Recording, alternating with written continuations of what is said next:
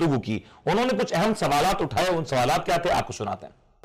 मरियम नवाज़ का, ख्वाजा आसिफ का, जावेद लतीफ़ का, राना सनाउल्लाह का लहजा और कलाम है,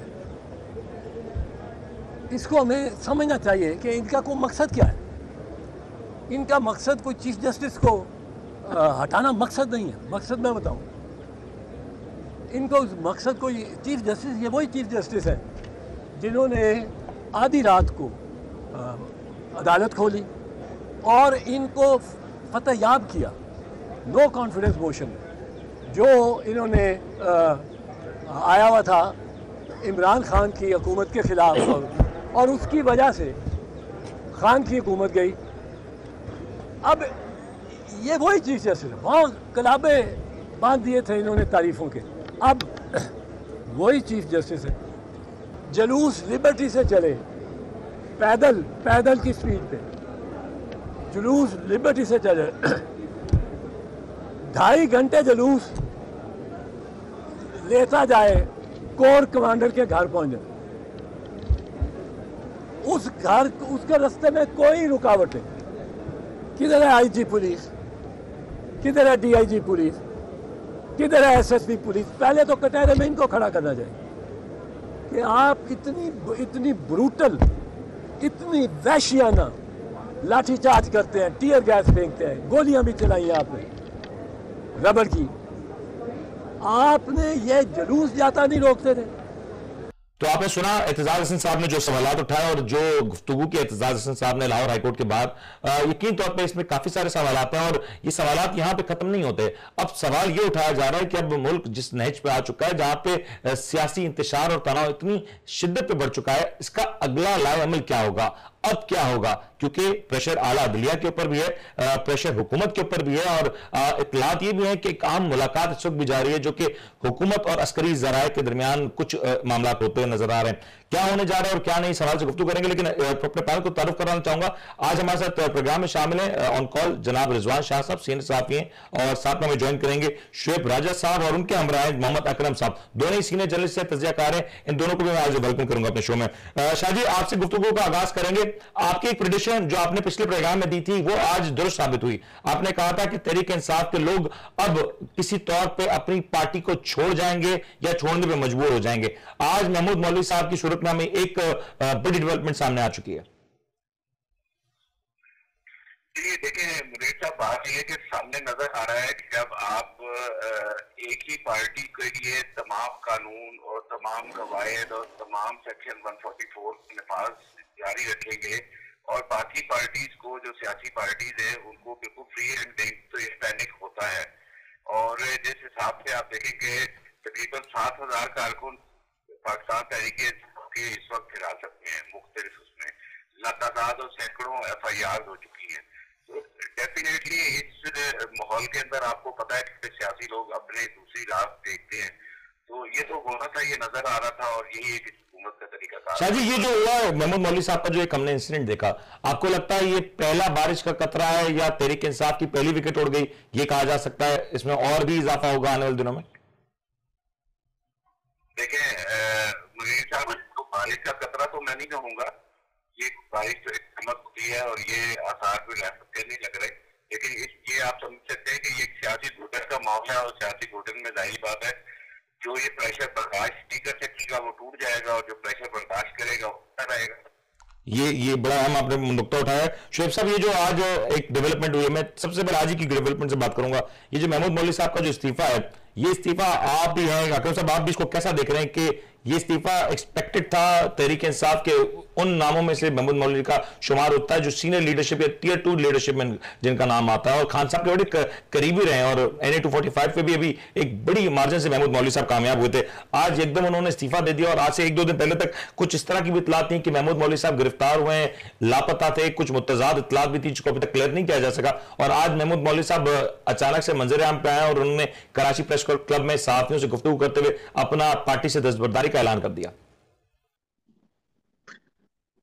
बिस्मिल्लाहिर्रहमानिर्रहीम। मेमन साहब, गुजारिश ये है कि महमूद मौलवी साहब के जाने से पार्टी को तो कोई नुकसान नहीं होगा।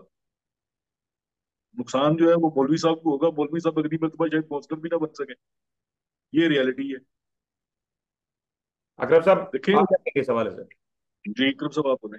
मेरे ख्याल में ये पीटीआई के लिए भी एक बड़ा, वो जैसे कहते हैं ना कि वो जब डरावनी फिल्में होती है तो उसमें एक जुमला लिखा जाता है, कमजोर दिल हजरात ये फिल्म ना देखें। हम्म। तो ये जो पाकिस्तान में इस वक्त हो रहा है, तो ये कमजोर दिल हजरात के गेम नहीं है। ये बहुत इसके लिए ना जो है ना, और पीटीआई के लिए ये होगा कि जिसका एक नकारा निकल जाती है चीजें, फिल्ट्रेशन हो जाती है। तो ये पीटीआई के लिए भी बड़ा एक फायदेमंद चीज होगी कि जो लोग डिटरमेंट नहीं रह सकेंगे, कमिटमेंट के साथ नहीं चल सकेंगे, जो कि पार्टी का इस वक्त जो एक उनका मंशूर है, या जो उनका एक हकीकी जाती आजादी का नारा है। तो ये मेरे ख्याल में इस लिहाज से है, लेकिन इसके अंदर जबर और ऑपरेशन जो है ना, वो ज्यादा नुमाया नजर आ रहा है, कि ना कि कोई पार्टी से कुछ छोड़ के गया है। उसकी वजूहत आपने खुद बयान की है। अकरम साहब, ये जो आपने फरमाया कि महमूद मौलवी साहब के हवाले से जो रेजिग्नेशन हुआ और कमजोर दिल हजरात यकीनी तौर पे इस हवाले से काफी ज्यादा मुश्किलात हैं जो बर्दाश्त नहीं कर पाएंगे, ये सवाल फिर उठेगा कि क्या महमूद मौलवी साहब ये वन ऑफ द केसेस हैं या आगे चल के इसमें इजाफा होगा? क्योंकि अगर इस वक्त तहरीक इंसाफ की पोजीशन से देखा जाए तो सीनियर लीडरशिप या तो जेलों में बंद है, और जो इस तरह की लीडरशिप अगर वो पार्टी छोड़ के चली जाएगी तो फिर तहरीक इंसाफ के मामला आगे चलाने के लिए तो मुश्किल होंगे। देखिए, पीटीआई जो है वो कोई ऐसी पार्टी नहीं है जो जिसको हम कुछ तांगे की पार्टी, स्मारियों वाली पार्टी है। पीटीआई इस वक्त पाकिस्तान की सबसे पॉपुलर पार्टी है। उसके कार्डर्स जो है, उसके जो लोग हैं, उसके जो सपोर्टर्स हैं, उसके जो बेशुमार लोग अभी ऐसे भी खड़े हैं जिनके बारे में कहा जाता था कि वो गीली जमीन पर पाँव नहीं रखते, वो भी डिटर्मिनेशन के साथ खड़े हैं, और वो भी पंजाब से। हम्म। यानी कि जो कि जहाँ पे कि इस तरह की चीजें नजर नहीं आती थी, ये हम देख रहे हैं कि क्या एक वक्त में पीपल्स पार्टी का ये खासा होता था। अब वो तो उसको तो जो है ना एक अब तो माजी का किस्सा हो गया। तो ये पाकिस्तान में एक नया फिनोमिना आया है। हमें इसको इसको अप्रिशिएट करने की जरूरत है कि लोग जो है डिटर्मिनेशन के साथ खड़े हैं। महमूद मौलवी साहब या इस तरह के और वाकयात आएंगे, ये कोई नई बात नहीं होगी, ना कोई हमने पहली दफा देखा, ना आपने पहली दफा देखा।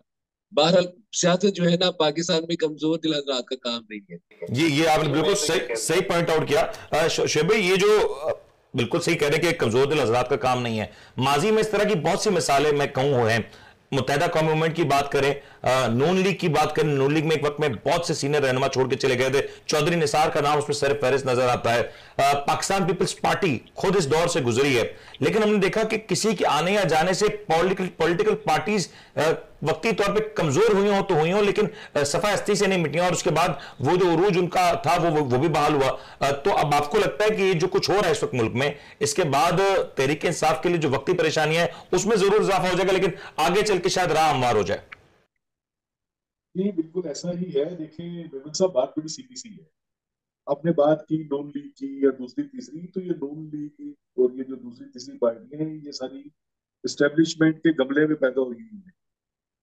पीटीआई इस्टेब्लिशमेंट के गमले में पैदा नहीं हुई भाई। उसने 24 साल एक स्ट्रगल की है। स्ट्रगल के बाद पार्टी इस मुकाम पर आई है। 24-25 साल उसने डिटर्मिनेशन से, वो बंदा अकेला रहा है मगर वो लड़ता रहा है।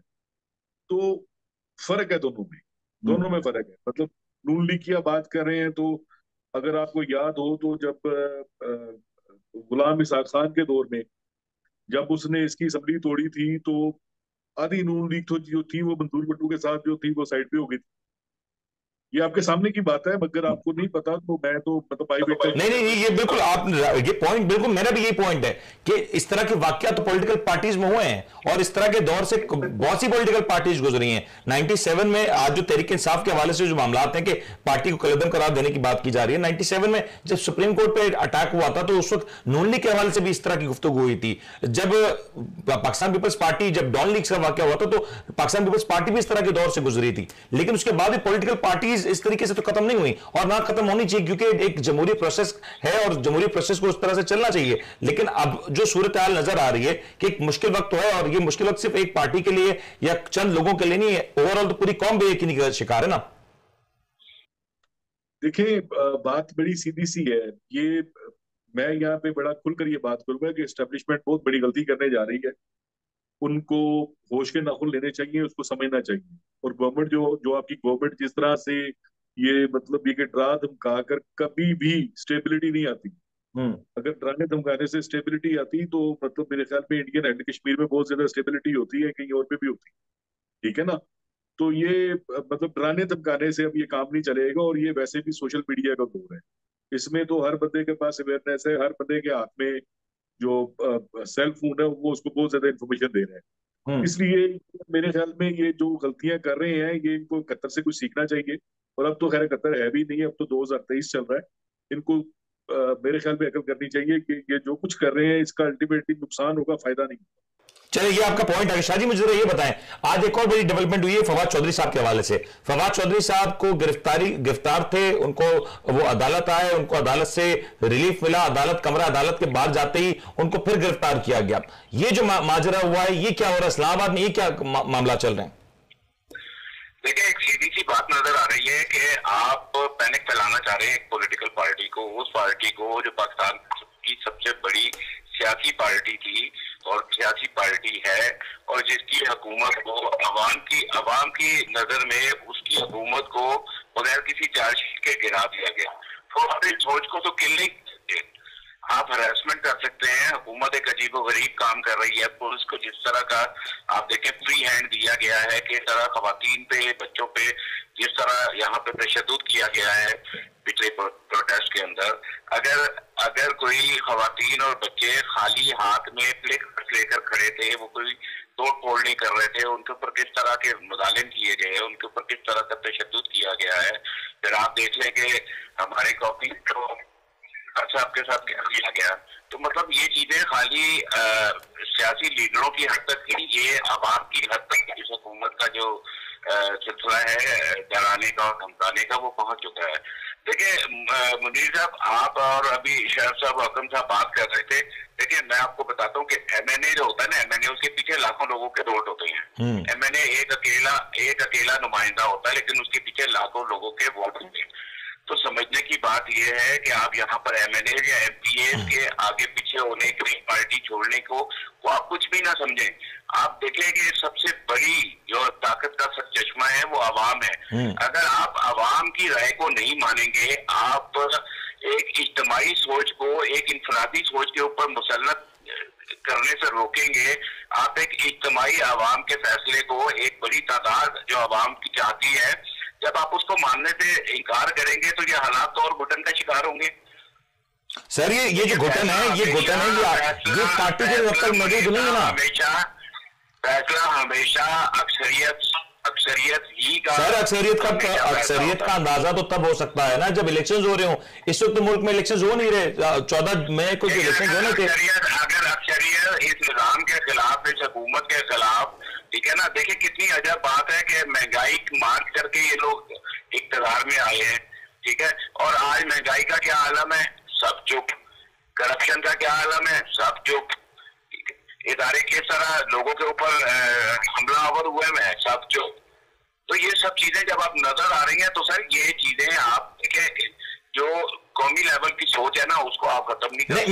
ये पॉइंट आपका शादी बिल्कुल वैलिड है। मैं शादी आपकी तरफ देखिए, नहीं, मैं एक बात ऐड करूंगा इसके अंदर कि देखिए, जो अवामी राय है ना, उसका इलेक्शन का इजहार नहीं हो सकता, उसका प्रोटेस्ट के जरिए भी इजहार हो रहा है कि लोग इस हुकूमत नहीं शादी, ये देखिए प्रोटेस्ट दोनों तरफ से हो रहा है। देखिए, हुकूमत भी प्रोटेस्ट कर रही है। कल हमने इस्लामाबाद सुप्रीम कोर्ट के बाहर देखा, हुकूमत के खिलाफ प्रोटेस्ट कर रही है, और हुकूमत जो प्रोटेस्ट कर रही है, हुकूमत उसको एक कानूनी शक्ल दे रही है। दफा 144 नाफिज है, उसके अंदर अगर सैकड़ों लोग आ जाते हैं और उनको आप कुछ नहीं कहते तो फिर सवाल तो उठेंगे ना। ये आपका पॉइंट शादी बिल्कुल वैलिड है। शाहजी, आपके पॉइंट बिल्कुल राइट है। मुझे अकरम साहब से इसके ऊपर बात करने दें। अकरम साहब, ये जो कल जेयूआई का एक हमने देखा, सुप्रीम कोर्ट के बाहर एहतजाज हुआ, वहां जो स्पीचेस हुई उसको लेकर भी बहुत से लोगों के तहफ्फुज़ात हैं। जो वहां पे स्लोगन्स इस्तेमाल किए गए वो भी काफी ज्यादा एक तशवीश का बायस है, क्योंकि सुप्रीम कोर्ट और जुडिशरी के हवाले से अगर किसी मुल्क में इस तरह की गुफ्तगू होती है तो मुल्क में इंतशार बढ़ता है। और फिर कल जो जेयूआई का मंशूर था, ये जो प्लान था, वो तो ये था कि वो चीफ जस्टिस पाकिस्तान का इस्तीफा लिए बगैर घर वापस नहीं लौटेंगे। लेकिन कल जब सुप्रीम कोर्ट ने समाअत को अगले मंगल तक मुलतवी कर दिया तो रात में फैसला किया गया कि ये धरने को खत्म किया जा रहा है। कल जेयूआई का जो धरना था कितना कामयाब था, या क्या उसका जो इफेक्ट था वो जो हासिल करना चाहते थे वो हासिल हुआ या नहीं? देखिए, इसमें जो बुनियादी बात हुई ना वो ये है कि पाकिस्तान में कानून की अमलदारी की धज्जियां बिखेरी है। गवर्नमेंट में बैठी हुई है पीडीएम, मरियम नवाज जो है वहां पे है, मौलाना फजलुर रहमान है, ये सब गवर्नमेंट में है। और गवर्नमेंट खुद जो दफा 144 है उसकी जो वायलेशन कर रही है, पहला तो ये इनके ऊपर आता है कि कोई जिसको कहते हैं ना ख्वाजा आसिफ की जुबान पे कि कोई शर्म होती है, कोई हया होती है। बाकी जो आपने बात पूछी कि वो वहां से हासिल क्या कर सके, इन्होंने एंटिसिपेट यही किया हुआ था कि, और ये एक बाजार लग रहा था कि आज जब ये 14 मई को जो 15 मई को जब समाप्त होगी और 14 मई गुजर चुकी होगी, तो इन्होंने सारी उसके लिए ना प्रीएम्प्ट कर रहे थे कि ये तैयारी रखे कि कोई ऐसा फैसला आ जाए, कोई प्राइम मिनिस्टर को समन कर लिया जाए, किसी वजीर दाखिला को समन कर लिया जाए, कंटेम्प्ट लगाई जाए, जैसे यूसुफ रजा गिलानी वाला मामला हो चुका हुआ था। तो ये माजी में रहने वाले लोग ऐसे सोचते हैं। अब उन्होंने इलेक्शन कमीशन की रिव्यू पिटीशन दी, उन्होंने उसके ऊपर कहा कि गर्चे ये बनता नहीं है क्योंकि सारे नए नुकात हैं, रिव्यू पिटीशन में नए नुकात नहीं आ सकते, लेकिन फिर भी हम आपकी बात को सुन लेते हैं। अगर इसमें देखा जाए तो मेरे ख्याल में एक मौका खुद से इलेक्शन कमीशन या गवर्नमेंट की तरफ से दिया गया, जो है। लेकिन लेकिन अकरम साहब, कल जो सुप्रीम कोर्ट के हवाले से पीटीआई एंटिसिपेट कर रही थी, वो सोच रहे थे कि कल शायद गेम खत्म हो जाएगी और कल कोई बड़ा फैसला आ जाएगा। ये तो आप कह सकते हैं कि जेयूआई के धरने से, जो जेयूआई के जो हम लोगों से गुफ्तगू करते हैं, वो तो कहते हैं कि हमारा जो मकसद था हमने हासिल कर लिया। कल सुप्रीम कोर्ट कोई ऐसा फैसला नहीं दे सकी जो हमारी लीडरशिप के खिलाफ होता। एग्जैक्टली ये होके रहेगा। अगर ये सोच रहे हैं ना कि ये इन्होंने वो अंसारुल इस्लाम की जो खाकी वर्दियां पहना के लोगों, अब आप जरा सोचें यार, ये रियासत क्या कर रही है। आप अपने मुल्क का जो है कंट्रोल किन के हाथ दे रहे हैं, जिनकी कोई रिप्रेजेंटेशन नहीं है। आप मदरसों से उठा के बसों में भर के, पाकिस्तान वैसे ही एक शनौले की चूहों की एक मखलूक बन चुका हुआ है। जो हमारा निजाम है, जो ऊपर से एक आला दर्जे के शतौले के चूहों को आप उठा के, अब उनका जरा बिहेवियर चेक किया। मैंने देखा था उन दिनों में इस्लामाबाद में था जब ये जमीयतुल इस्लाम जो 2018 में धरना दिया था। खुदा की कसम काबिल रहम है हम लोग, और ये हमारे जो मदरसों के बच्चे ये उससे भी ज्यादा काबिल रहम। उन वो चीजों को ऐसे देख रहे होते हैं जैसे कोई, मैं आपको क्या बताऊं। नहीं सर, ये आपका आपका सर अकरम सर, ये पॉइंट आपका मैं आ गया और मैं बिल्कुल इस बात को समझ भी रहा हूं जिस तरफ आप इशारा कर रहे हैं। लेकिन शुएब भाई, ये जो कल जो कुछ हुआ, गुज़िश्ता एक साल से मैं अगर इवेंट्स को देखूं तो तहरीक इंसाफ ने मुतअद्दिद बार दरख्वास्त दी कि उनको रेड जोन में आके या डी चौक में आके एहतजाज करने की इजाजत दी जाए। और हमने देखा कि जब खान साहब लॉन्ग मार्च की बात करते थे, 2 बार की गालिबन कोशिश भी की गई, और उसके बाद जब जलसे जुलूस की बात होती तब भी डी चौक को हुकूमत ने महफूज रखा। कल डी चौक से बात आगे बढ़ के सुप्रीम कोर्ट के बाहर तक मामला आ गया, कोई शेल नहीं चला, कोई गोली नहीं चली, कोई किसी किस्म की मजामत नहीं दिखी। ये आलमी दुनिया में एक पैगाम तो जा रहा है, क्योंकि ह्यूमैनिटेरियन ग्राउंड्स के ऊपर भी जब बात होती है तो एक जानिब मंजर है जहां पे आपको शेलिंग दिखाई देती है, रबर बुलेट्स का इस्तेमाल नजर आता है, और एक जानिब पुलिस बाकायदा वेलकम कर रही है। तो हुकूमत को तो खुद अपने अंदर एक डिसिप्लिन पैदा करना चाहिए था। वेलकम नहीं करनी थी। अगर कल की आप थोड़ी सी वीडियोस वगैरह देखें तो पुलिस वाले बेचारे बचते फिर रहे थे पीली बत्तियों से। अब गौर करें ना उस पे, 144 भी लगी हुई है, पुलिस वाले भी खड़े हैं, वो जो क्या नाम है उसका, वो जो एंटी टेररिज्म फोर्स वाले भी खड़े हैं, और वो पीली वर्दियों वालों से बचते फिर रहे कि यार कहीं इनके साथ कोई टकराव ही ना हो जाए। ठीक है। और ये साइडें रास्ता दे रही है उनको कि जनाब जाए, मेहरबानी करें। अच्छा, वो कह रहे थे जी गमला नहीं टूटेगा, गेट तोड़ के तो उतर गए।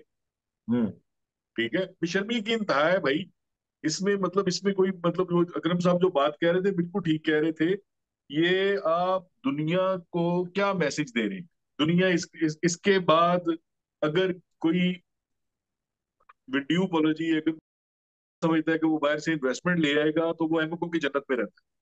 शुएब भाई, आपका पॉइंट आगे, मुझे एक ब्रेक लेने का कहा जा रहा है। ब्रेक के बाद जब लौटेंगे तो कल जो कोर कमांडर कॉन्फ्रेंस हुई है उसके एलामिया में जो कुछ कहा गया, और इसके बाद अब बहस ये छिड़ी हुई है कि क्या आर्मी कोर्ट्स में इस तरह के मामलात और मुकदमात चल सकते हैं या नहीं, क्योंकि सोशल मीडिया पे काफी ज्यादा मुतजाद इतलात हैं जो गर्दिश कर रही हैं। आज इस हवाले से बहुत से सवाल भी उठाए गए, इन सारे सवाल के ऊपर बात करेंगे। प्रोग्राम में ब्रेक लेते हैं, ब्रेक के बाद हाजिर होते हैं।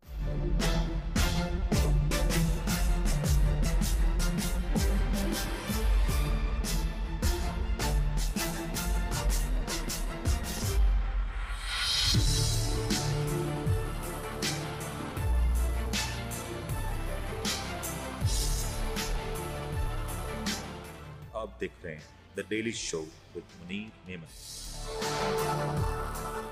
प्रोग्राम में आपको खुशामदीद कहते हैं। तस्करा हो रहा था कि कल जो कोर कमांडर कॉन्फ्रेंस हुई है, यकीनी तौर पे इन हालात में कोर कमांडर कॉन्फ्रेंस का एलामिया बहुत ज्यादा अहमियत का हामिल था और कल जो गुफ्तगू की गई ये भी बड़ी अहम थी, क्योंकि ये बात का तो मुकम्मल तौर पर अज़म किया गया कि जो कुछ पाकिस्तान के खिलाफ साजिशें हो रही हैं, जो कुछ अंदरूनी बैरूनी पाकिस्तान के हवाले से जो दुश्मनियां हो रही हैं, जो कुछ पॉलिसीज अपनाई जा रही हैं, उसके ऊपर फौजी क्यादत ने मुकम्मल तौर पर इस बात का इजहार भी किया कि वो किसी भी तौर पर इन तमाम तर मकासद में दुश्मनों को कामयाब नहीं होने देंगे और जो शरपसंद मुनासिर हैं उनके हवाले से भी सख्त कार्रवाई होगी।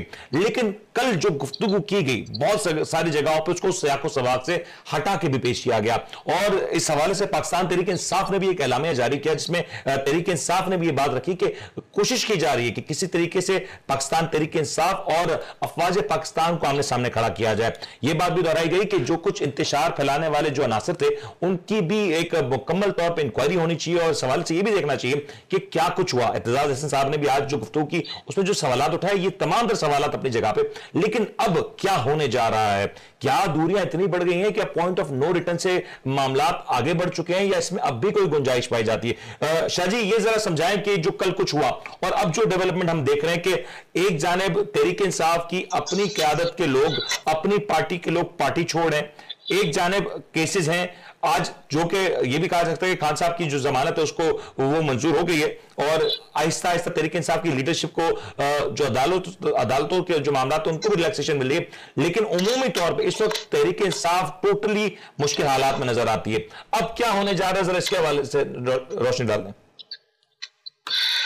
देखिए मनीष साहब, काफी टाइम पहले मैंने अपने प्रोग्राम में कहा था कि पाकिस्तान मुस्लिम लीग नून ने हमेशा गलतफहमियां ही क्रिएट की हैं। ये जब भी हुकूमत से निकाले गए हैं, इक़्तिदार से निकाले गए हैं, ये उन्हीं गलतफहमियों को क्रिएट करने की पादाश में निकाले जा चुके हैं। ठीक है, हमेशा एस्टेब्लिशमेंट के साथ इनकी लड़ाई होती और फिर ये पिछले इक़्तिदार आप देख लें, तारीख है, ये तारीख का हिस्सा, ये को मैं तो अपने पास से बता नहीं रहा, ये तारीख का हिस्सा है कि उनकी हमेशा किसी न किसी से होती है और वो इस तरह के काम करते हैं। ये जो एक बयानिया बनाया जा रहा है कि मुल्क की सबसे बड़ी जो सियासी जमात है वो मुल्क दुश्मन है और शरपसंद है, ये एक मुनासिब तरीका नहीं है मुनीर भाई। बात यह है कि सियासी चीजों को सियासी तरीके से होना चाहिए। एस्टेब्लिशमेंट हमारे मुल्क का जो पाक फौज है वो सबसे अहम तरीन इदारा है, लेकिन उसको 1 to 1 एक सियासी पार्टी से कर देना ये मुनासिब नहीं है। इन हालात को कूल डाउन होना चाहिए। लेकिन कूल डाउन दोनों अतराफ से होगा ना शाहजी, कूल डाउन देखिए दोनों अतराफ से होगा। कूल डाउन, मेरी बात सुने ना सर, दोनों तरफ से कूल डाउन कैसे कहाँ हो रहा है? एक तरफा कार्रवाइयां नजर आ रही हैं हुकूमत की। हुकूमत इस सिचुएशन से फायदा उठा रही है, हुकूमत इस सिचुएशन से फायदा उठा रही है, मजीद गलतफहमियां पैदा कर रही है। ठीक है, हालांकि आपको, हमें और पूरे पाकिस्तान को, इवन ये एस्टैब्लिशमेंट को भी पता है कि इमरान खान ने कभी भी पाक फौज के खिलाफ ना बात सुनी ना कही।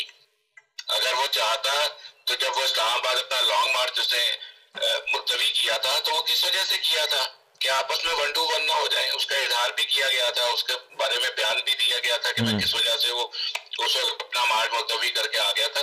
तो चीजें ऐसे नहीं है, मेरा ख्याल है हकीकत की तरफ जाना चाहिए, हकीकत पसंदाना सोच के साथ इन चीजों को सोचना चाहिए। और फिर जब आप एक शख्स, एक ही पार्टी के खिलाफ आप जब तमाम कानून का इम्प्लीमेंट भी कर रहे हैं, जोर जबरदस्ती भी कर रहे हैं, पकड़ धकड़ भी कर रहे हैं, फिर आप उससे कहते हैं आकर सुलह सफाई से बात करो, तो ये भी तो मुमकिन नहीं हो सकता।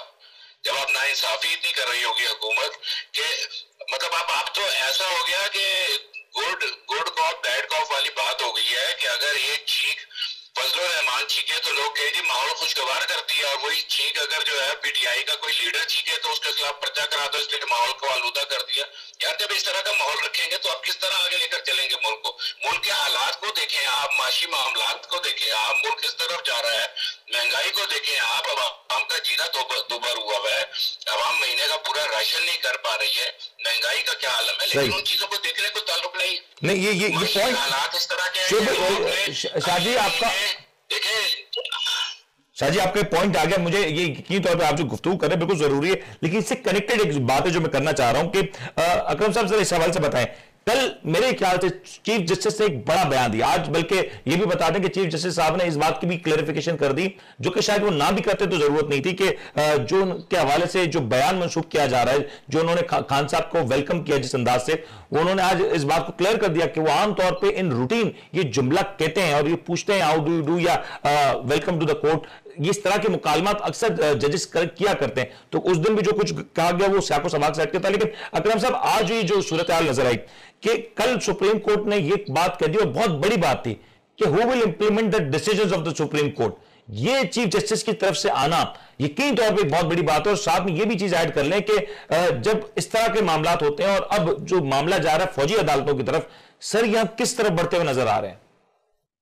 देखिए, मैं एक दो बातें जो अभी आपने कही, अभी जो चीफ जस्टिस के हवाले से अभी आपने बात की ना कि बुहारी को कहते हो, और एक्चुअली उन्होंने कहा हुआ है, अगर आपको याद हो, जब कासिम सूरी की जो रूलिंग वाला मामला था और उसमें शहबाज शरीफ भी इनवाइट किए गए कोर्ट में, बिलावल भुट्टो भी गए, तो जरा उनको याद कीजिए कि उन्होंने किन अल्फाज में बिलावल भुट्टो को मुखातब किया था और किन अल्फाज में शहबाज शरीफ को उन्होंने मुखातब किया था। वो ऐसे ही बात थी। दूसरी, अभी आप, मैं थोड़ा सा पीछे जाना चाह रहा हूँ, जब भी आप बात कर रहे थे रिजवान साहब से, ये पीटीआई का नुकसान नहीं हो रहा, पीटीआई का फायदा हो रहा है। पीटीआई का फायदा ये हो रहा है कि वो एक ऐसी पॉलिटिकल फोर्स के तौर पर इमर्ज कर रही है जो शायद ही पाकिस्तान की तारीख में कोई बनी हो। अवामी लीग जो बांग्लादेश वाली थी या पाकिस्तान पीपल्स पार्टी एक वक्त में थी, तो ये पीटीआई का तो फायदा हो रहा है। नुकसान तो हो रहा है अवाम का, नुकसान और किसके फायदे में हो रहा है? अब ये देखिए कि इस नुकसान का फायदा किन लोगों को हो रहा है। वो जो ओहदों पर और हुकूमतों में चोर दरवाजों से आए हुए, जो अभी जो आप बात कर रहे थे, अब जिनके ऊपर इल्जाम है वो कह रहे हैं कि भाई 9 मई के वाकयात की जो है आप एक जुडिशियल इंक्वायरी करवाएं। इल्जाम लग रहा है, मैं कह रहा हूँ आप मुझ पे इल्जाम लगा रहे हैं, लेकिन इसकी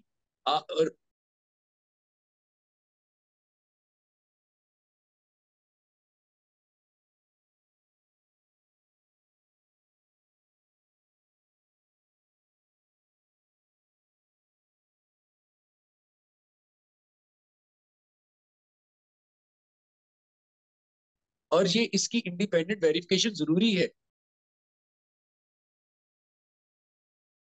हम कुछ देर पहले ये बात कर रहे थे कि उस दिन किसको पता था कि आज इमरान खान ने गिरफ्तार होना है? क्या पीटीआई को यकीन था कि इमरान खान उस दिन गिरफ्तार होगा? वो किन को यकीन था कि इमरान खान ने आज गिरफ्तार होना है? उन्हीं को यकीन था कि जिन्होंने उसको गिरफ्तार किया, जिस तरीके से गिरफ्तार किया। और वो जो विजुअल्स है ना, वो अगले कई सालों तक, अल्लाह ना करे पाकिस्तान को कोई हार्म हो, मगर ना वो जो विजुअल्स है ना इमरान खान को गिरफ्तार करने के, वो पाकिस्तान की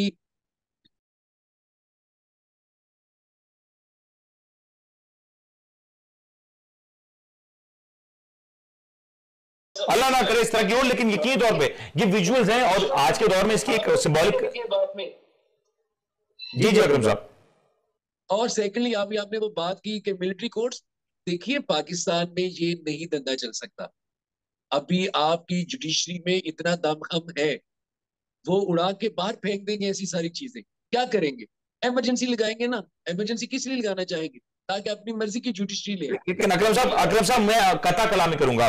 मुझे एक बात याद आई कि आज से कुछ अर्सा पहले जब पाकिस्तान में दहशतगर्दी अपने उरूज पे हुआ करती थी और तब यह फैसला किया गया कि फौजी अदालतों के जरिए जो सजाए मौत के जो मुलजिमान हैं उनके मामलात को इस तरफ भेजा जाए और जो दहशतगर्दी किस तरह के वाकयात में, तो इस वक्त जो मौजूदा हुकूमत की जो सियासी जमातें हैं वो इस तमाम तर चीजों की मुखालफत किया करती थी। आज अगर पॉलिटिकली जो कुछ हो रहा है पाकिस्तान में, वो मामला अगर मिलिट्री कोर्ट्स में चला जाता है तो फिर इसके असरात तो यकीनी तौर पे कुछ और हो सकते हैं। जी हाँ, मैं यही आपसे अर्ज करना चाह रहा था कि हमारी जो सियासी अशराफिया है और जो हमारे पावरफुल हल्के हैं, उनको अपना जो उन्होंने पीटीआई को अपना दुश्मन नंबर 1 समझ लिया हुआ है। पाकिस्तान का भारत दुश्मन नहीं है, पाकिस्तान की टीटीपी दुश्मन नहीं है। ये इन्होंने पाकिस्तान की तहरीक इंसाफ की, जो पाकिस्तान की सबसे पॉपुलर सियासी जमात है इस वक्त, और पाकिस्तान खुश नसीब है कि उसके पास एक ऐसी पॉलिटिकल पार्टी है इस वक्त मुल्क में जो लोगों की एस्पिरेशन के साथ जुड़ी हुई है। तो आप उसको एनिमी नंबर 1 बना के उनके वर्कर्स का, कौन लोग हैं वो उनके वर्कर्स हैं। ये बिल्कुल सही बात है। शुभ, मैं चाहूंगा इसमें आप जरूर ऐड कीजिएगा क्योंकि ये बहुत बड़ा अहम मसला है। शुभ भाई, आप इसके ऊपर क्या ऐड करना चाहेंगे? जी अकरम साहब इतना कुछ बोल गए हैं कि मेरे बोलने की तो गुंजाइश है ही नहीं, लेकिन बहरहाल बात वही है। देखिए बात बड़ी सीधी सी है, जो पॉलिटिकल इश्यूज होते हैं उनका हल भी पॉलिटिकली होता है, ठीक है। आपने जब भी फोर्स यूज करके पॉलिटिकल इश्यूज को सॉल्व करने की कोशिश की,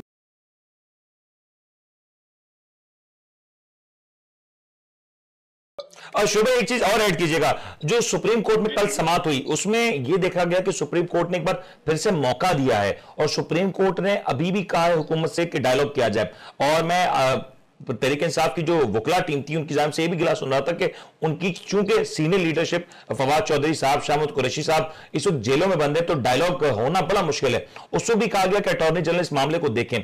आपको नहीं लगता कि अगर कोई पीस का प्रोसेस हो सकता है, कोई मामला में बेहतरी आ सकती है, तो पीटीआई की सीनियर क़यादत अगर आज बाहर हो और अपने कारकुनों को भी एक तरीके से मोटिवेट भी रखे और इन कंट्रोल भी रखे और दूसरी तरफ डायलॉग का अमल भी शुरू होता हुआ नजर आए, तो ऑटोमेटिकली सिचुएशन डिफ्यूज हो जाएगी।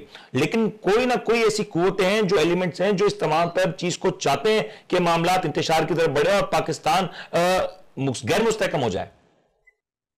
देखिए बात बड़ी सीधी सी है भाई, डायलॉग क्या डायलॉग होगा? चले मैं बता सर डायलॉग होगा ना। देखिए आज नहीं, मैं ये क्लियर कर देता ना कि पंजाब के इलेक्शंस आज नहीं तो कल होने, कल नहीं तो 4 माह बाद होने, 2 माह बाद होने, at any point of time तो होना नहीं का। आगे छोड़े इस बात को, जो मैं बात कर रहा हूं उसको जरा गौर करें। बात ये है कि डायलॉग तो इसी चीज पे होना है ना कि इलेक्शन हो।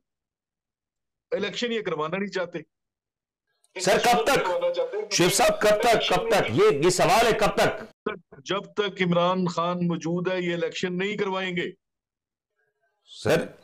तो फिर गैर मुअय्यना मुद्दत तक के लिए इसको मुलतवी कर दिया जाए। सर मैं आपको बता रहा हूं ना, ये जो ओहदे हैं ये किसकी ताकत से, ये जो हमारे मुख्तलिफ सरकारी अफसर है, वज़ीर आज़म है, वज़ीर दाखिला है, ये किस ताकत की बुनियाद पर वहां बैठे हुए? इसी आइन की ताकत की बुनियाद पर, और सारी डिराइव करते हैं उसी आइन से। अब जब उसी को तोड़ देंगे, आप उसको खत्म कर देंगे, तो ये सबसे पहले तो आप उस शाख को काट रहे हैं जिसके ऊपर आप बैठे हुए हैं। ये बहुत खतरनाक खेल खेल रहे हैं। शुएब साहब बिल्कुल ठीक बात कर रहे हैं, लेकिन मैं ये कहता हूँ, मैं यहाँ पे थोड़ा सा ऐड करना चाहूंगा, ये इलेक्शन होंगे और नजर आ रहा है, और मेरी ख्वाहिश है, दुआ है कि ये इमरान खान की मौजूदगी में इलेक्शन हो। ऐसा नहीं है, लोग जहाँ ये सारा कुछ धंधा किस लिए पाला जा रहा है, 1 साल से क्या हो रहा है, सिर्फ इलेक्शन से वापस, क्योंकि उनको नजर आ रहा है कि अभी जो पाकिस्तान में कभी नहीं हुआ वो फिर आपको होगा, कि ये सारे इनके किसी से इंतकाम लेने की जरूरत नहीं है, किसी को भी इंतकाम लेने की जरूरत नहीं है। अकरम साहब, क्या एक वजह यह भी है कि इलेक्शंस इस वजह से भी नहीं हो रहे? मैं साद रफीक साहब का एक बयान कोट कर देता हूं, मैं वो गालिबन अगर उसका मफहूम ये था कि अगर खान साहब एक बार फिर से इक्तदार में आ जाएंगे तो वो फिर से एक बड़ी उखाड़ पछाड़ करेंगे और बहुत से मामलात हैं जो बिगड़ेंगे, हुकूमत के, ऑपोजिशन के भी और दीगर इदारों के भी। ये भी एक फेयर है। ये किसका इख्तियार होता है? प्राइम मिनिस्टर का होता है ना। अवाम उसको इलेक्ट किस लिए करते हैं? कि वो उखाड़ पुछाड़ करे, वहां पे जो जो आपने नसूर बोया है उसको उखाड़े, लोगों की फलाह की। अभी आप देखें कि 1 साल में आप कहां से कहां चले आए, आपकी ग्रोथ मनफी में चली गई। ये किसको लॉलीपॉप दिखा रहे? जबरदस्ती। अब IMF से आप जबरदस्ती करके उनसे वादा करेंगे? वो कौन लोग हैं? अभी आप जो बात कर रहे थे ना, पाकिस्तान एक्चुअली इंटरनेशनली सख्त आइसोलेशन का शिकार है। चाइना ने पाकिस्तान के लिए 2 दफा अपनी एक स्टेटेड पोजीशन वायलेट की है, सिर्फ पाकिस्तान के लिए। एक उन्होंने किया था 71 में जब याह्या खान को कहा था, और अभी एक उन्होंने यहाँ पे आके जो चाइना के फॉरेन मिनिस्टर ने जो है ना बिलावल भुट्टो को कहा है, और यहाँ की एस्टेब्लिशमेंट को कहा है, और यहाँ के प्राइम मिनिस्टर को कहा है कि होश के ना हो लो। सर ये पॉइंट भी आपका बिल्कुल अकरम साहब वैलिड पॉइंट है। शाह जी, ये जो मामला है इस वक्त, सर ये गेम फंसा हुआ नजर आ रहा है। आपको लगता है कि अब ये इलेक्शंस का मामला, ये वो सवाल है जो अवामी सवाल है, अब ये सवालात के जवाब मिलते हुए नजर आएंगे? सर देखिए, ये मामला है पाकिस्तान का। जब पाकिस्तान का मामला आएगा तो पाकिस्तानी अवाम बोलेगी, पाकिस्तानी इदारे बोलेंगे, पाकिस्तान की सियासी पार्टियां बोलेंगी, ठीक है ना। ये मामला पाकिस्तान का है। बात यह है कि पिछले 1 साल में जिस तरीके से ये हुकूमत चली है, जिस तरह पाकिस्तान चलाया गया, वो सबको पता लग गया। कोई जो है don't care IMF, I don't care IMF, आज IMF के पैरों को चाट रहे हैं। मतलब अब क्या है, ड्रामे कर रहे हैं। एक सीरियस मुल्क को संजीदा तरीके से चलाए, उसको आप किस तरीके से चलाना चाह रहे हैं? आपने बनाना रिपब्लिक बना दी है, आप एक ही पार्टी के ऊपर अपना सारा कानून लागू करके बैठे हुए हैं, आप चाह रहे हैं कि उसको साइडलाइन कर दें। भाई आप समझने की कोशिश करें। मैं एक बात ये नहीं आप पे लाजिम नहीं कर रहा कि एक पार्टी की बात कर रहा हूँ। जब आप सियासी तरीकाकार से हटकर जबर और तशद्दुद का निजाम वो अपनाएंगे तो भाई पे कंफर्टेबल कोई भी नहीं रहेगा। ये खाम ख्याली होती है। ये हमेशा हमने देखा है, पिछले दौरों में भी हमने देखा है कि माशाअल्लाह में हमने देखा है कि इस तरह की बहुत कोशिशें की गई कि लीडर को हटा शाह जी इलेक्शंस का बता दें, इलेक्शंस का क्या होने जा रहा है, क्योंकि अगले मंगल को समात है। और ये भी बता दें कि अगले मंगल को जब समात होगी तो क्या जेयूआई एक बार फिर से उस एहतजाज में धरने का अनाउंसमेंट करेगी। और फिर एक और बड़ा सवाल कि क्या इस बार, क्योंकि पिछली बार तो हमें पीपल्स पार्टी की सीनियर लीडरशिप वहां पर नजर नहीं आई, क्या इस बार पीपल्स पार्टी और मुत्तहिदा कौमी मूवमेंट और बलूचिस्तान अवामी पार्टी भी उस धरने एहतजाज में शिरकत करते हुए नजर आएंगे? देखिए ये तो उनका अपना फैसला होगा कि उनको जी शाह जी, ये तो उनका अपना फैसला होगा कि उन्हें इस धरने के अंदर या इस प्रोटेस्ट को कंडक्ट करना चाहिए या नहीं। सर आपकी आवाज नहीं है, वापस रिपीट करते शाह जी। वो मुझे बीच में आवाज आ रही थी, मैं रुक गया। नहीं शाह जी बोले। मैं ये कह रहा हूँ कि देखिए ये तो उनको सोचना चाहिए कि वो एहतजाज किसके खिलाफ कर रहे हैं और क्यों कर रहे हैं। और ये तो नजर ही आ रहा है कि सब मिले हुए हैं। और सर आपको लगता है मंगल तक, अगले मंगल जो सुप्रीम कोर्ट ने जो डेट दी उस पर फैसला हो जाएगा? सर मेरा ख्याल है कि अब सुप्रीम कोर्ट को भी इस अवाम से निकालना चाहिए, कौम को, मुल्क को, क्या उनको एक फैसला, एक स्टैंड लेना चाहिए, एक बहादुरी से फैसला देना चाहिए, कानून के मुताबिक फैसला देना चाहिए। उनको बिल्कुल कुछ भी सोचना नहीं चाहिए। देखिए जिस सीट पर वो बैठे हैं इस वक्त, मैं ये समझता हूं कि सुप्रीम कोर्ट ही पाकिस्तान को सियासी बुरान से निकाल सकती है। तो ये पॉइंट आ गया। अकरम साहब फाइनल कमेंट ऑन दिस के ये जो अगले मंगल को, और ये बता दें कि पीपल्स पार्टी सवाल उठाए जा रहे हैं कि पीपल्स पार्टी क्या इस तमाम तर धरने में, एहतजाज में इन फ्यूचर अगर होता है तो फिर उस तरीके से शिरकत करेगी या नहीं, क्योंकि अभी तक पीपल्स पार्टी, बलूचिस्तान अवामी पार्टी और एनक्यूएम अपनी पोजीशंस को काफी हद तक सेव किए हुए हैं। अभी तक उनके कार्ड उस तरीके से शो नहीं हुए जिस अंदाज से नून लीग के जेयूआई के शो हो चुके हैं। आपको लगता है कि अगली मंगल को भी ये कुछ मनाजिर देखने को आएंगे? देखिए ये जिन जमातों का आपने जिक्र किया है, ये तो जिसको कहते हैं जेब की घड़ी वाली जमातें हैं, इनका क्या हम कहें। और उसमें पीपल्स पार्टी भी शामिल हो चुकी है। पाकिस्तान का इस वक्त सबसे बड़ा अलमिया ये है कि एक सियासी जमात की तदफीन हो चुकी है और उसका नाम है पाकिस्तान पीपल्स पार्टी। पीपल्स पार्टी जो है पाकिस्तान की, वो इंसानी हकूक के लिए, सोशल लिबर्टीज के लिए, पॉलिटिकल राइट्स के लिए लड़ने वाली जमात हुआ करती थी। और आज वो जहाँ पे खड़ी है और जिनके लिए खड़ी है और जो कर रही है और जिसका हिस्सा बनी हुई है, वो अगर आप आज से कुछ साल पहले ही पीपल्स पार्टी को देख लें कि इनके लोग जो थे वो जो मगरमच्छ के आंसू बहाते थे कि मिलिट्री कोर्ट्स को वोट देना पड़ रहा है, कहाँ गए वो सब लोग? ये पार्टी दफन हो चुकी है। अल्लाह माफ करे, ये बहुत बड़ा अलमिया होता है किसी भी कौम के लिए, मुल्क के लिए, कि वहां पे एक ऐसी पार्टी जो है जो लोगों की एक वक्त में उसने एस्पायरेशन को टच किया हो, वो उसका ये हशर हुआ। अगले मंगल को फैसला हो रहा है या नहीं, ये बता दें क्लियर। अगले मंगल को मेरा नहीं ख्याल, देखिए ना कोर्ट के काम करने का एक तरीका होता है। अदालतों में अब ये चूंकि उन्होंने कहा है ना कि वो रिव्यू पिटीशन सुन रहे हैं इलेक्शन कमीशन की, मगर सुप्रीम कोर्ट का ऑर्डर तो 14 मई का इलेक्शन वहां पे मौजूद है। अब रिव्यू पिटीशन में उन्होंने इलेक्शन कमीशन के जो वकील थे उन्होंने कहा जी मैं 2-3 दिन इसके ऊपर आर्गू करने में लगाऊंगा। साथ ही उन्होंने कहा कि वक्त भी मांगा गवर्नमेंट अटॉर्नी जनरल ने कि कुछ वक्त दे दे और पॉलिटिकल पार्टीज को नोटिस जारी कर दे। तो इसका मतलब ये है कि मंगल को ये टेक अप होगा मामला। हालांकि सुप्रीम कोर्ट चाहे तो उसी दिन इस मामले को खत्म कर सकती है। उसकी वजह ये है कि रिव्यू पिटीशन में उन्होंने नए नुकात उठाए हैं, जबकि रिव्यू पिटीशन होती इस पॉइंट पे है कि जो पहले से ऑर्डर किया गया है उसके ऊपर कोई ऐसा मामला है, कोई लकूना है, कोई हुक्म रह गया तो उसके ऊपर रिव्यू हो सकता है, मगर ना नए पॉइंट्स के साथ नहीं हो सकती। ठीक हो शोएब भाई, last final comment 30 second. Shoaib भाई फाइनल 30 सेकंड, आपको क्या लग रहा है कि अगले हफ्ते में ये जो कुछ मामला है ये कुछ उलझने सुलझती में नजर आएंगी या मजीद बिगाड़ पैदा हो रहा है? मेरे ख्याल में जुम्मा could be the decisive day again. जुम्मा ये बड़ा आपने बिल्कुल सही आप निशानदेही की। शोएब भाई मैं चाहूंगा आपसे भी जरा इसके ऊपर क्लैरिफिकेशन आ जाए। जी मुझे लग रहा है मैं भी, मतलब मजाक की बात नहीं है, मेरा ऐसी कैलकुलेशन है कि सियासी जमातों को सुनेंगे, अटॉर्नी जनरल को सुनेंगे, पीटीआई के वकील को सुनेंगे, इलेक्शन कमीशन के वकील को सुनेंगे, तो तकरीबन मंगल से शुरू होके तो ये जुम्मे तक चले। होपफुली नेक्स्ट वीक में ये सूरत हाल वाज़ेह हो जाए। शोएब साहब ये बता दें नेक्स्ट वीक में हो जाएगी, आपको भी ये लग रहा है या नहीं? नेक्स्ट वीक में हो सकती है, मंगल का मुश्किल है।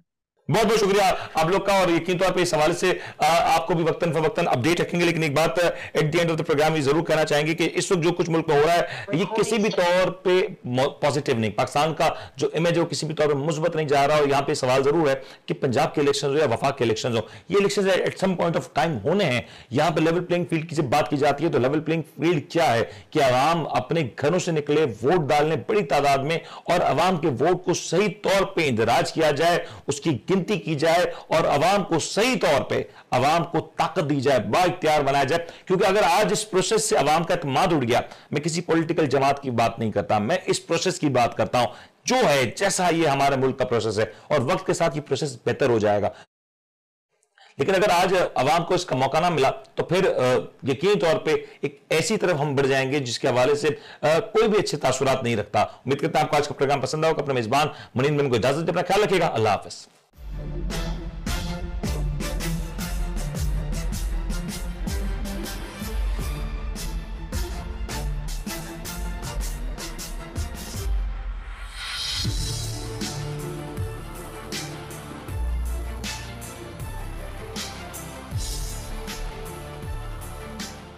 आप देख रहे हैं the daily show with Munir Memon.